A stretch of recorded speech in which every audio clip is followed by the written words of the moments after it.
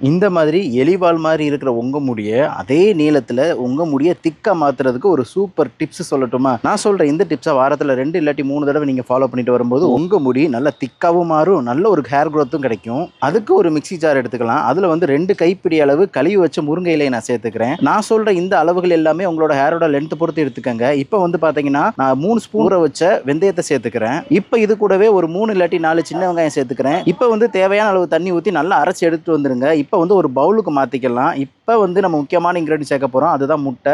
நான் வந்து பார்த்தீங்கன்னா 2 முட்டையோட வெள்ளைக்கரு மட்டும் சேர்த்துக்கிறேன். ஒரு சில பேருக்கு முட்டை பிடிக்காது. ஸோ முட்டை பிடிக்காதவங்க ஆலோவேரா ஜெல் சேர்த்து நல்லா மிக்ஸ் பண்ணிக்கலாம். இப்போ உங்களுக்கு தேவையான சூப்பர் ஹேர் திக்னஸ் பேக் வந்து ரெடி ஆயிடுச்சு. இந்த ஹேர் பேக் அப்ளை பண்ணுறதுக்கு ஒரு நாளைக்கு முன்னாடி நம்மளோட ஜெகதீஷ் மீனா ஹேர் ஆயிலையும் சேர்த்து நீங்கள் யூஸ் பண்ணிட்டு வரும்போது உங்களுக்கு சூப்பர் ரிசல்ட் உடனே கிடைக்கும். இந்த ஹேர் பேக்கை உங்கள் ஸ்கேல்ப்லையும் உங்கள் ஹேர்லையும் நல்லா மசாஜ் பண்ணி நல்லா அப்ளை பண்ணுங்க.